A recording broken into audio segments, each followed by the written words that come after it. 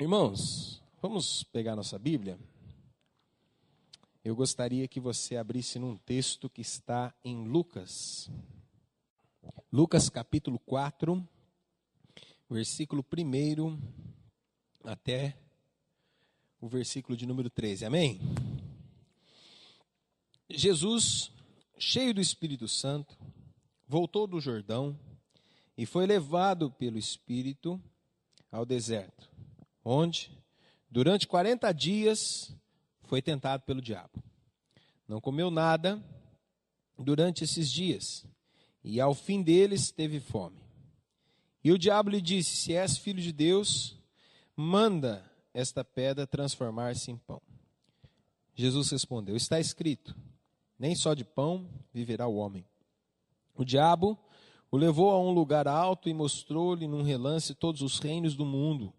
E lhe disse: eu te darei toda a autoridade sobre eles e todo o seu esplendor, porque me foram dados e posso dá-los a quem eu quiser. Então, se me adorares, tudo será teu. Jesus respondeu: está escrito, adore ao Senhor o seu Deus e só a ele preste culto. O diabo o levou a Jerusalém, colocou-o na parte mais alta do templo e lhe disse: se és filho de Deus, joga-te daqui para baixo, pois está escrito, ele dará ordem aos seus anjos a seu respeito para o guardarem. Com as mãos eles o segurarão, para que você não tropece em alguma pedra. Jesus respondeu: dito está, não põe à prova o Senhor teu Deus. Tendo terminado todas essas tentações, o diabo deixou até a ocasião oportuna. Vamos orar mais uma vez? Pai, nós pedimos que o Senhor fale conosco, que o Senhor ministre nosso coração, que não seja eu a falar com os meus irmãos, mas que seja o Senhor, que seja o Teu Espírito a agir, que seja o Teu Espírito Santo a abrir a nossa mente, também o nosso coração, Senhor. Que eu diminua e o Senhor cresça, que o Senhor possa cuidar da gente e nos guiar pelo caminho eterno. Nós oramos em nome do Teu Filho amado, Senhor. Amém. Amém, irmãos? O meu propósito nessa noite é que você saia daqui muito mais abençoado que você já é. Eu desejo que você cumpra a agenda de Deus para a sua vida. Ou seja, aquilo que Deus quer de você. O que Deus deseja de você. Você já parou para pensar o que Deus quer de você? Já parou para pensar qual é a agenda de Deus para a sua vida? O que Deus requer de você? Como pessoa, como pai, como mãe, como filho, como servo, como empregado, como patrão. O que Deus quer de você como pessoa? A intenção de Satanás aqui era levar Jesus a pecar, frustrando o plano de Deus de redenção do ser humano, desqualificando o Salvador. O propósito de Deus, e foi o Espírito Santo que levou Jesus ao deserto. Se você notar na sua Bíblia e na minha, está escrito que foi o Espírito que o levou ao deserto. Ele foi levado pelo Espírito Santo ao deserto. Era provar o Filho de Deus, que o Filho de Deus era sem pecado e assim seria um Salvador digno. Ou seja, nessa tentação a raça humana está em jogo, nós estamos em jogo nesse momento. Nossa vida aqui está sendo jogada. E é interessante que se Jesus cedesse, o diabo sairia vencedor, nós continuaríamos presos nas garras dele e no pecado também. É claro no texto que Jesus foi realmente tentado, e é igualmente claro que ele era e permaneceu sem pecado. É óbvio que aqui não foi a primeira vez que o diabo tentou Jesus e não foi a última também. Isso fica bem claro no texto que o diabo deixou até a ocasião oportuna. Então, na cruz, por exemplo, nós vemos o diabo falando pela boca das pessoas que se ele fosse filho de Deus, que descesse da cruz. Nós vemos isso. Então, o que Lucas quer mostrar aqui para a gente são as duas agendas apresentadas a Jesus. A agenda do diabo e a agenda de Deus. Você está anotando, você pode escrever: o poder da tentação e a tentação do poder.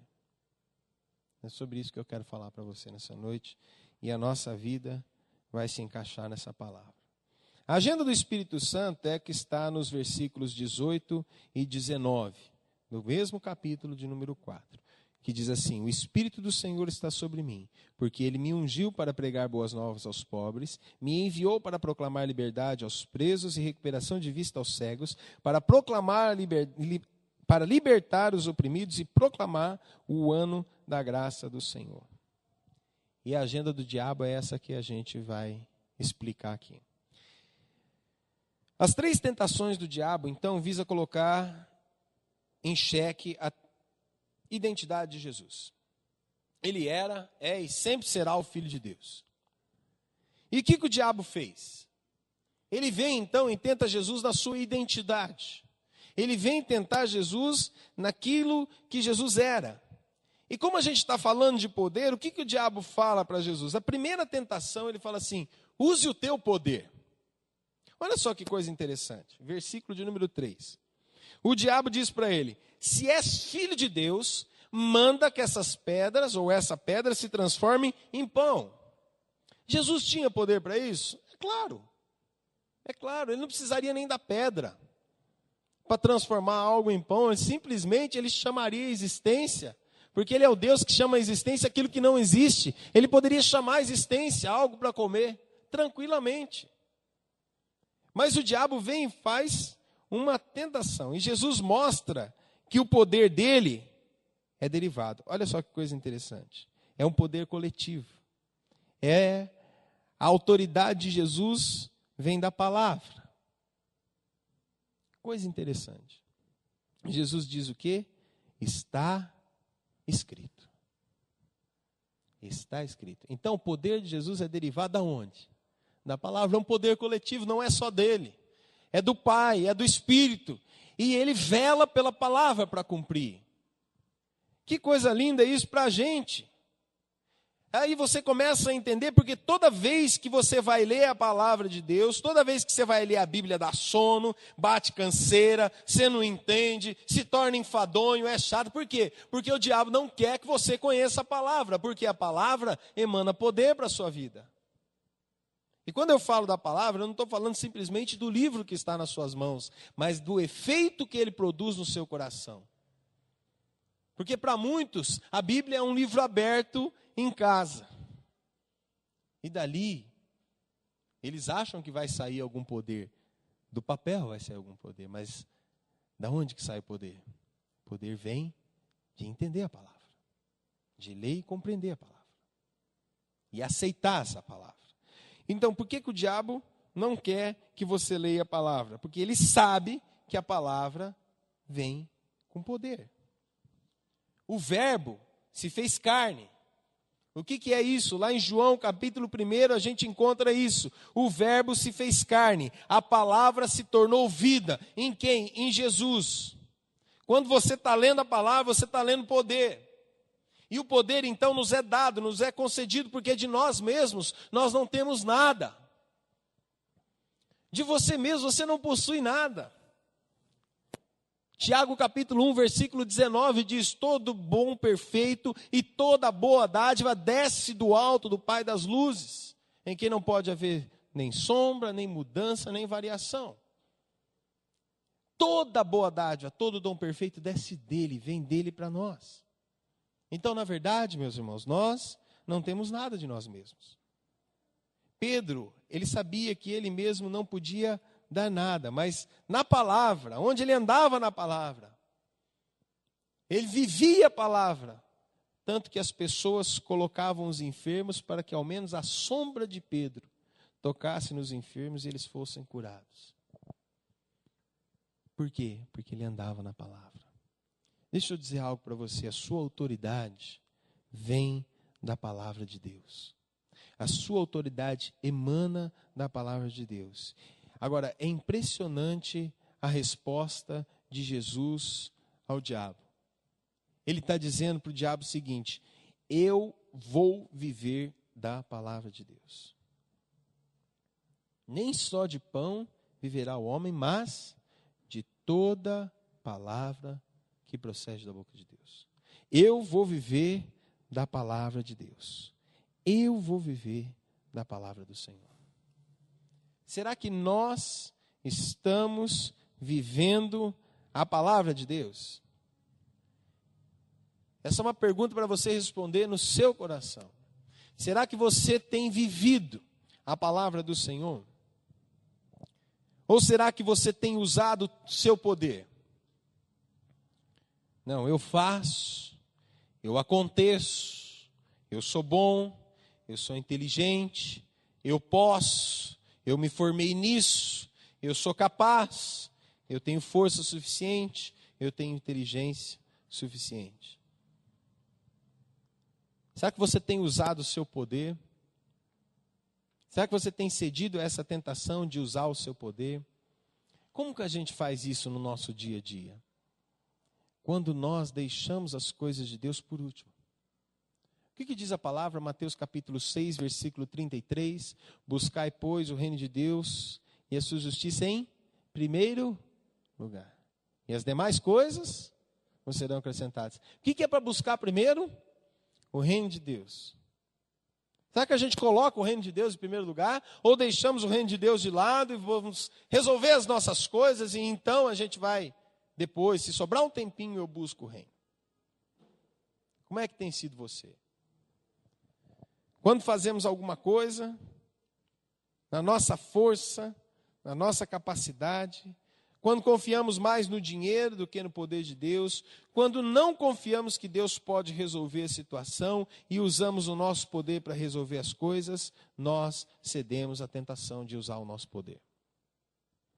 Em segundo lugar, o diabo então tenta Jesus de uma segunda forma. O diabo diz para Jesus, versículo de número 6. Eu te darei toda a autoridade sobre eles. Sobre quem? Sobre os reinos. E todo o seu esplendor. Porque me foram dados e eu posso dá-los a quem eu quiser. Então, se me adorares, tudo será teu. Segunda tentação que o diabo faz com Jesus é, use o meu poder. Já que você não quer usar o seu, use o meu. Eu tenho poder, me foi dado. E se me foi dado, eu posso dar para quem eu quiser. Então use o meu. E eu quero dizer para você, meus irmãos, meu irmão, minha irmã, que nós somos tentados a usar o poder do diabo diariamente. Aí você fala, mas como, pastor? Quando o nosso poder falha. Quando a gente não consegue usar o nosso poder, a nossa capacidade, aí aparece aquele negócio, que você sabe que é ilícito, mas é conveniente no momento. Então, o que você faz? Você pega e dá um jeitinho para resolver as coisas. Quando você sonega impostos, por exemplo, você dá um jeitinho para resolver as coisas. Você sabia que o povo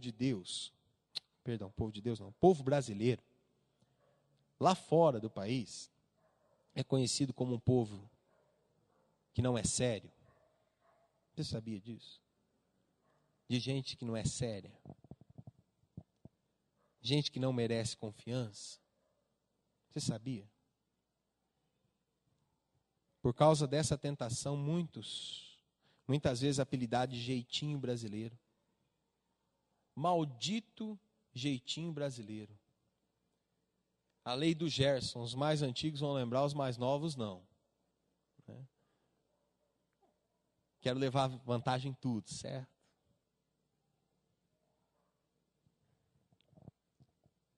É a tentação de usar o poder do diabo nos momentos que o nosso controle escapa das nossas mãos. O controle fugiu. E aí a gente quer dar um jeitinho. Agora, vamos ver o que Jesus fala para o diabo. Ele diz algo tremendo aqui. Jesus relaciona poder com adoração. Que coisa linda. Autoridade e adoração andam juntas. Porque a autoridade depende de quem você se prostra. Se Jesus se prostrasse diante de Satanás, o que ele estaria fazendo? Ele estaria colocando toda a autoridade, não só da sua própria vida, mas do universo todo sobre as mãos de Satanás. E qual que era a ideia de Satanás? Olha, tudo isso aqui pode ser teu. Você não precisa passar pela cruz. Você não precisa passar pelo sofrimento. Pode ser teu sem passar pelo sofrimento. Veja bem, é meu, eu te dou. Você só tem que me adorar. Você, a quem você adora? A quem você se prostra? Não olhe a causa, olhe os efeitos. Olhe os efeitos. Muitas vezes a pessoa diz assim, eu sou crente, eu sou servo de Deus. Mas você vê que o camarada só dá trambique, você vê que o camarada só dá tombo nos outros. E você fala, mas que servo de Deus é esse? Não olha a causa, olha os efeitos. Na verdade, ele não está adorando a Deus coisa nenhuma. Ele gosta da palavra, ele até vai na igreja. Ele gosta do louvor, dá uma chacoalhada na hora do louvor. Mas na hora de aplicar a palavra na vida, ele não é sério. E é por isso que a sociedade brasileira, que não conhece a Jesus, considera a gente um bando de louco. Porque a gente não vive o que a gente prega. Aí você fala, mas pastor, eu vivo. Eu sei. Se você vive, glória a Deus. Mas a gente acaba pagando pelos maus também. Infelizmente. Se a autoridade que você tem é mínima ou nenhuma, eu te garanto que você está usando o poder do diabo em alguma situação da sua vida.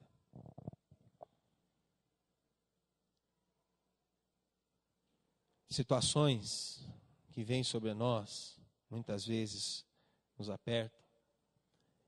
Queria contar o caso de uma senhora.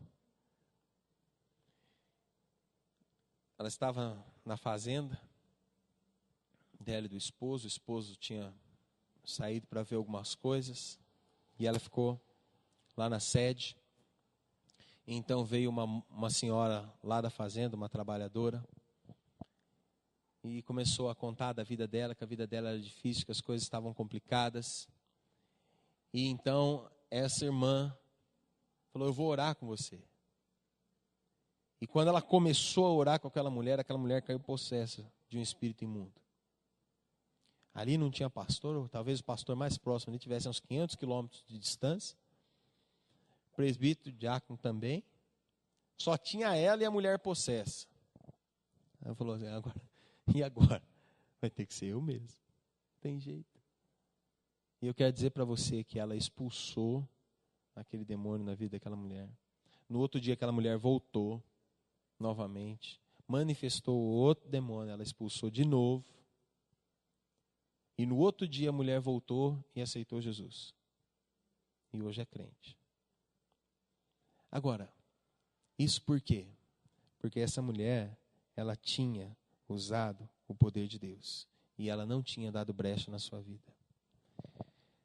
Se tua autoridade é grande, então você tem verdadeiramente se prostrado diante de Deus. Guarde bem isso, a tua autoridade vem do teu culto, ou seja, da tua adoração. Terceiro lugar, o diabo mexe de novo com a identidade de Jesus. Ele diz para Jesus assim, já que você não quer usar nem o seu, nem o meu poder, então use o poder de Deus.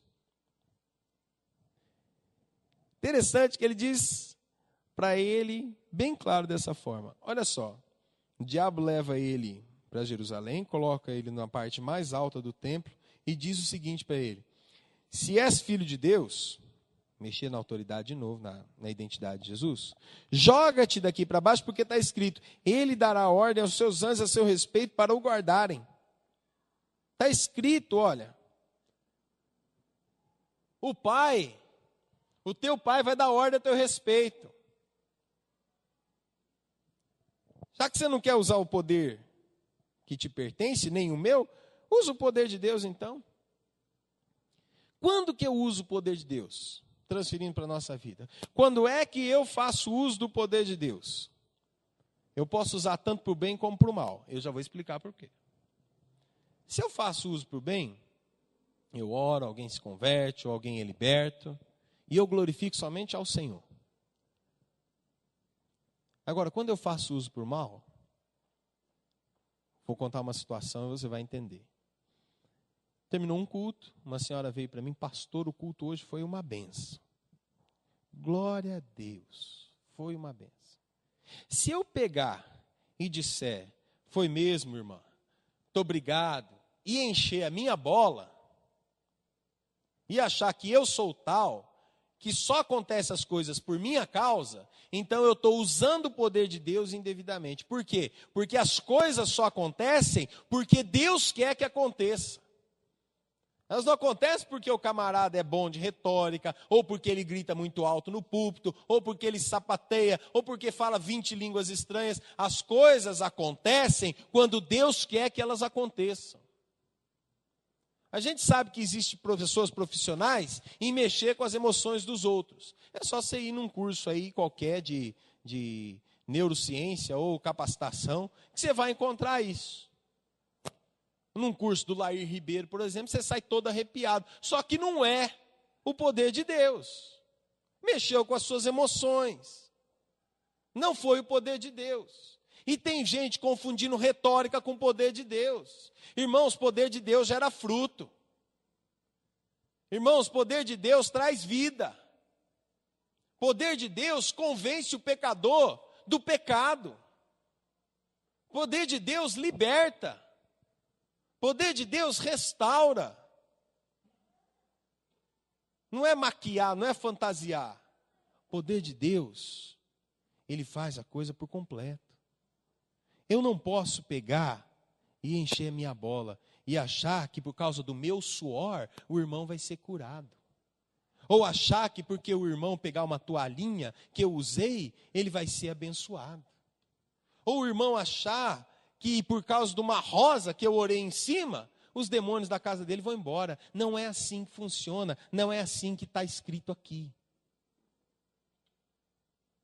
Nós precisamos aprender a usar a palavra do Senhor e o poder de Deus para a glória de Deus. E não puxar as coisas para a nossa glória. Porque o reino que está sendo construído não é o reino do Luiz André, não é o reino do Cristiano, não é o reino do Caio, não é o reino do Marcos, não é o reino do André. O reino que está sendo construído é o reino de Deus. E eu quero dizer uma coisa bem clara para você. Você é servo de Deus. Você serve a Ele. Então use o poder dEle, mas com sabedoria. Não use o poder dEle indevidamente. E quando Deus fazer alguma coisa na sua vida, para te usar para trazer uma palavra, ou para orar por alguém, libertar alguém, curar alguém, não sei, Deus pode usar você de muitas maneiras. Quando Deus fizer isso através da sua vida, meu irmão, por favor, entregue a honra e a glória para Ele. Não fique com você. Porque a própria Bíblia diz, a própria palavra do Senhor diz, que Deus é zeloso. Deus é zeloso. E Ele é ciumento. E a gente precisa tomar cuidado. Não puxe a glória para você. Porque não é sua, é dele. O poder é de Deus. Paulo disse em 2 Coríntios capítulo 4, versículo 7. Temos, porém, esse tesouro, o que é? O poder de Deus, em vasos de barro, para que a excelência do poder seja de Deus e não da nossa parte. Jesus estava no lugar mais alto do templo, no pináculo do templo. Com certeza haviam pessoas lá embaixo. Se ele se jogasse dali, com certeza os anjos iriam sustentá-lo.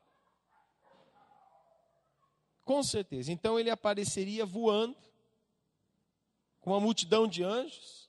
Você imaginou o impacto que causaria nas pessoas lá? Aquele homem voando por cima da multidão. Em 1984, né? Quem lembra das Olimpíadas de Los Angeles em 84, quando aquele camarada entra voando no estádio com aquela máquina nas costas, a gente ficou impressionado com aquele negócio. Nós não queremos um negócio desse para mim, eu quero um brinquedo desse para mim. O camarada entrou voando no estádio. Imagina Jesus naquele tempo, pulando o pináculo do templo e os anjos sustentando. O que ia acontecer? Ele não ia precisar passar pela cruz também. Não precisaria passar pela cruz para provar que ele era filho de Deus. Ele não precisaria ressuscitar. Não precisaria passar a dor que ele passou. Agora, o que acontece? Jesus ele não cedeu a essa tentação, porque sem derramamento de sangue não há remissão de pecados. O sangue dele precisava ser derramado, para que eu e você fôssemos perdoados, purificados e limpos. E ele não cedeu à tentação. A resposta de Jesus para o diabo é: não tente a Deus. Não tente a Deus. Quantas vezes, irmãos, nós tentamos a Deus? Quantas vezes? Quantas vezes? Um dia uma pessoa chegou para mim e disse assim: pastor, você está precisando de um carro, né? Estou. Então, pastor, pega 1 litro de óleo, vai lá na concessionária e unge um carro lá que o senhor quiser, porque Deus vai lhe dar. Eu falei: irmão, isso é coisa do capeta. Aí ele falou: não, pastor, isso é coisa de Deus. Toma posse. Eu falei: pastor, irmão, eu vou ungir um carro, vão me prender, porque, logicamente, chegar lá, vou ungir o carro. E você acha que Deus vai ser glorificado nisso? Se eu quiser, ou melhor, se eu tiver condições de entrar na concessionária e comprar o carro, aí sim. Aí eu vou poder dizer assim: ó, o Senhor me abençoou, Deus foi fiel, glória a Deus, está aqui o carro. Se não, do contrário, meu irmão, isso daí não é a palavra de Deus, não. Um outro pastor, amigo, contou uma experiência muito interessante. Ele levantou um certo dia com uma dor de cabeça terrível. Uma pessoa ligou lá: pastor, como é que está, meu pastor? Ele falou: meu irmão, a coisa está complicada. Por quê, pastor? Não, porque eu estou com uma dor de cabeça lascada, mas está... Meu pastor, tome posse, meu pastor. O senhor precisa tomar posse. Tome posse. Só daqui a pouco eu ligo para o senhor para ver se o senhor toma posse. Aí ele ligou lá de novo, falou: e aí, pastor, tomou posse? Ele falou: não, tomei Neosaldina mesmo. Mas ainda não passou. Aí no outro dia encontrou o irmão na igreja. E esse irmão, por mais incrível que pareça, o irmão tinha um óculos fundo de garrafa, daqueles de 10 graus cada lente. Aí ele virou e falou assim: ó, você fica mandando eu tomar posse? Tome posse também. Joga fora esse óculos, pega seu carro e sai dirigindo. Você vai ver que amanhã eu estou fazendo seu enterro aqui. Toma posse para os outros, serve, e para você mesmo. Irmãos, nós precisamos tomar cuidado com que uso que a gente faz do poder que nos é concedido. O Senhor já te concedeu o poder. Ele já entregou o poder na sua mão. Como você tem feito uso desse poder? Como você tem usado o poder de Deus? Antes de entrar no ministério, Jesus se defronta com a sua identidade. E o diabo diz: se és filho de Deus, ele testa a identidade. Guarde bem o que eu vou lhe dizer. Olha, o diabo vai tentar na sua identidade. Se você é filho de Deus, faz isso. Se você é filho de Deus, faz aquilo. E quando você fez, muitas vezes, ou você caiu na tentação, o diabo vem para você e fala assim: mas você não é filho de Deus? Como é que você caiu nisso? O evangelista Lucas, ele liga a agenda do diabo com a agenda do Espírito Santo, e há claramente um contraste entre elas aqui. Na agenda do inferno, Jesus usaria o seu poder, o poder do diabo, ou ainda o poder de Deus, e ele teria um beneficitário, que era ele mesmo. Agora, na agenda do Espírito Santo, ele vem para pregar boas novas aos pobres. Ele vem para proclamar liberdade aos presos. Ele vem para proclamar recuperação de vista aos cegos e libertar os oprimidos. E ainda proclamar o ano da graça do Senhor. Você vê que nada é para ele, que é para os outros. O seu poder, o poder de Deus na sua vida, serve para servir os outros. Nada é para você mesmo. Você é um canal para que outras vidas sejam tocadas, para que outras vidas sejam alcançadas, para que outras vidas conheçam a graça que você conheceu. Jesus, ele revela a sua identidade missionária aqui. E eu quero terminar com isso. No versículo 25, diz assim: asseguro-lhes que havia muitas viúvas em Israel nos tempos de Elias, quando o céu foi fechado por 3 anos e meio, e houve grande necessidade em toda a terra. Contudo, Elias não foi enviado a nenhuma delas, senão a uma viúva de Serepta, na região de Sidom. Também haviam muitos leprosos em Israel no tempo de Eliseu o profeta. Todavia, nenhum deles foi purificado, senão Naamã, o sírio. É a identidade missionária de Jesus aqui. Ele mostra que uma viúva pobre, uma excluída, é chamada para fazer uma obra. Ele mostra que Naamã, um excluído do povo de Israel, é curado. Porque aqueles na sinagoga se iraram. Porque Jesus estava dizendo que ele, as boas novas, não eram exclusividade de Israel, mas era para todo o povo.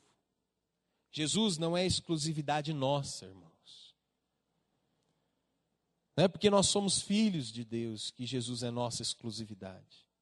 Jesus é para toda a terra. É para todo mundo. E essa mensagem quem tem somos nós. E nós temos que proclamar a verdade. Para encerrar, eu quero contar para você, voltando àquela viagem que eu fiz em São Paulo. Eu perguntei para 2 ou 3 irmãos que estavam lá. Porque eu fiquei imaginando, gente, tem tanto pastor em São Paulo. Tem tanta gente boa em São Paulo, você concorda comigo? Tem mais do que aqui em Pirapó, muito mais. Tem muita gente naquela cidade. Eu falei, tem muito pastor aqui. E eu perguntei para 2 pessoas, falei assim, olha, por que vocês querem que eu saia de lá e venha para cá? Qual é o intuito? Aí eles me disseram o seguinte, porque nós queremos ouvir a verdade, a palavra da cruz. Eu falei, bom, então, aí eu posso, sou eu mesmo. Eu não vou vender o evangelho que o Senhor me deu. Eu vou pregar e continuar pregando essa cruz até o último dia. Porque lá eu vou trocar por uma coroa. Eu não quero a coroa aqui, eu quero a coroa lá. E eu tenho certeza que você quer a coroa lá também. Que você, em nome de Jesus, não deixe se iludir pelo poder do diabo. Nem pelo poder que está nas suas mãos. Nem pelo poder de Deus, que Deus te concedeu. Porque o poder que Ele te concedeu é para que você abençoe outros. O poder que Deus me deu é para abençoar outros. Então eu não posso negar isso. Eu tenho que continuar pregando. Eu tenho que continuar falando. Eu tenho que continuar manifestando o bom perfume de Cristo por onde quer que eu ande. Amém? Que você, em nome de Jesus, aprenda a usar o poder de Deus na sua vida. Não use o poder do diabo, nem o seu poder. Em nome de Jesus. Vamos orar? Feche os teus olhos. Fale com Deus nesse instante.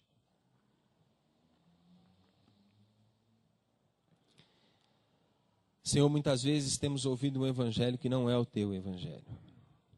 Não é o evangelho da cruz. Não é o evangelho que o Senhor precisou passar. Não é o evangelho do sofrimento do Senhor. É um evangelho muito fácil. Um evangelho que tudo vem nas nossas mãos. Senhor, não é esse evangelho que está escrito na tua palavra.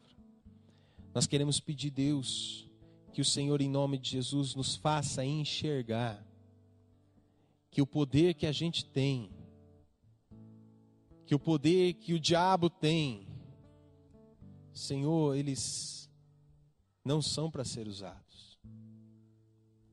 O que nós temos que usar é o poder que o Senhor nos deu e ir com ressalvas, com direção certa, com alvo certo, levando sempre a honra e a glória para o Senhor e não trazendo para a gente. Pai, eu me lembro, anos atrás, no dia da minha ordenação ao sacerdócio, quando o pastor Paulo chegou diante de mim e disse: filho, quando você ouvir um elogio, entregue para o Senhor. Pai, que seja assim com todos nós, que seja assim com cada um de nós. Quando a gente ouvir um elogio, Senhor, seja da nossa oração, seja da pregação, seja da semente que a gente plantou na vida dos outros, Senhor, nós sabemos que a glória, a honra é do Senhor e não nossa, porque nós somos simplesmente vasos de barro. Nos faz enxergar a nossa condição, para que a glória e o poder do Senhor possa vir sobre a nossa vida muito mais abundantemente do que tem vindo. Queremos ser usados pelo Senhor, sim. Queremos tocar a vida das outras pessoas. E que o Senhor as salve. Que quando lançarmos a semente da tua palavra, sabemos, Deus, que muitos cairão entre os espinhos, muitas sementes cairão na rocha, muitos os passarinhos vão comer, mas, Senhor, sementes cairão também em terra boa. Que a gente possa enxergar, Deus, essas sementes caindo em terra boa. Em nome de Jesus. Abençoa os meus irmãos aqui. Cuida da gente, Senhor. Para a honra e glória do teu nome, oramos. Amém, Senhor. Amém. Amém, irmãos? Glória a Deus.